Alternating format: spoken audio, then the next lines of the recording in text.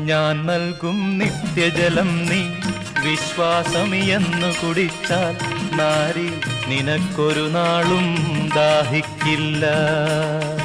നാരി നിനക്കൊരു നാളും ദാഹിക്കില്ല. ആ ദിവ്യജലം നാഥ നൽകേണമെനിക്കൊരു പാത്രം. വീണ്ടും ഞാൻ വെള്ളം കോരാൻ പോരണ്ടല്ലോ.